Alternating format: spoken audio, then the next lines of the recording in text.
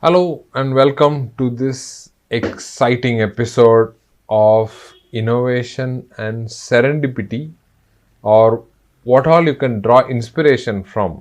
So, this is going to be about some stories on how people have been inspired and how they've gone on to do great things with just a spark of an idea or something that they were totally obsessed with, and then luck helped them.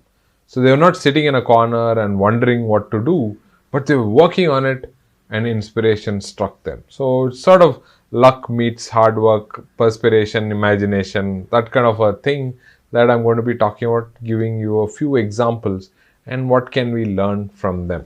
Okay, so the first one is going to be, what can waterfalls teach us about innovation? Okay, so waterfalls, we have seen plenty in our lives, right? So waterfalls is fun to look at. It's has water, it's gurgling in sound, it's very therapeutic and all that, and sometimes we seek these waterfalls just to relax ourselves. So in the 1880s, a British Canadian general was in these falls. These falls are in Karnataka. They're called Shivanasamudram Falls. Uh, Amazing to look at, very nice set of waterfalls. So, this British Canadian general was definitely there, and he looked at it and was relaxed. And at that moment, inspiration struck him. Okay. Now I told you inspiration strikes you when when you are concerned about something or you're working on something. Your action meets inspiration, right? So he was working on a project. He was a construction engineer, so he was an engineer who came into the army, right? So that was his major profession. Now he was into construction, and when he was posted in Karnataka, back then Mysore presidency, he was worried about the fact that the gold mines in Kola gold fields was not an efficient operation. Okay, and he looked at it and said, this needs better handling.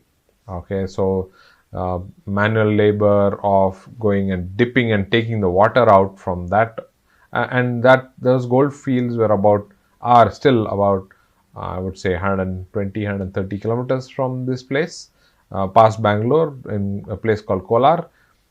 So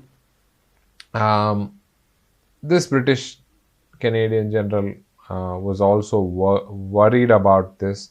He wanted to make the operations more efficient. So he tried everything possible, but he just couldn't solve that. So that's when he made this trip, and inspiration struck him. And he said, these beautiful falls are not only a marvel of nature, but also are very forceful, energetic, and carry a lot of energy. And at the time, uh, waterfalls being converted to energy was absolutely brand new concept, and he had heard about it from his colleagues.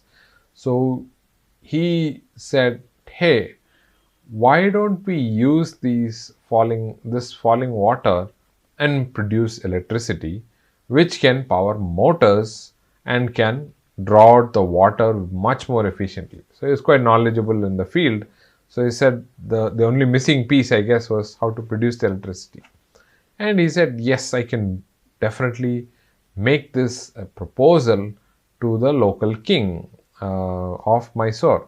And so he took the proposal to the Mysore king and told him that his gold mining operations would be much, much more profitable if he were able to fund his project on conversion of falling waterfalls into electricity.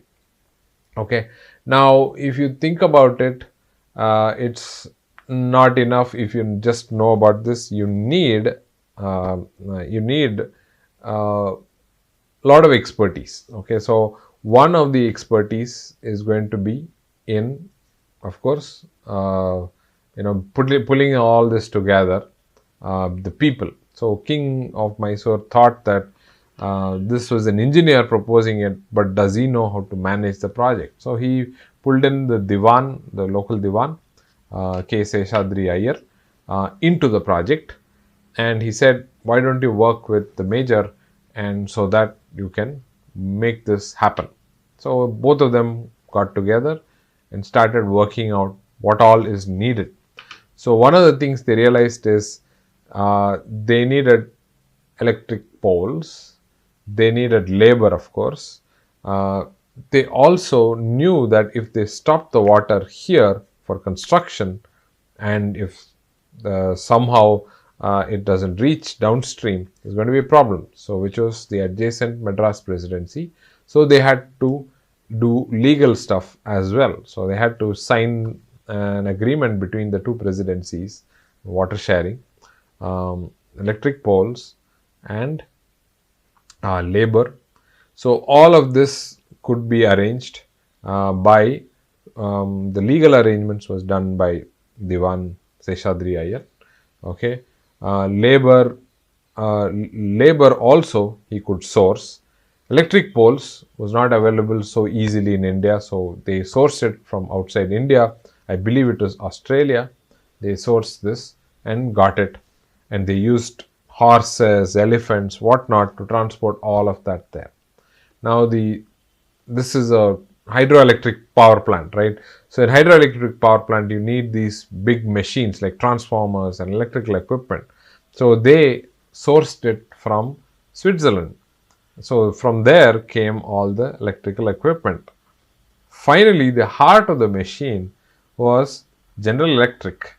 At some point, I had talked about Edison also. If not watched that video, you should go and watch that video on Edison. So Edison was also involved in this. General Electric provided the turbine, the electrical equipment which converts falling water into electricity, the heart of the hydroelectric power plant. Okay, so this is all brought in, and they were all put together.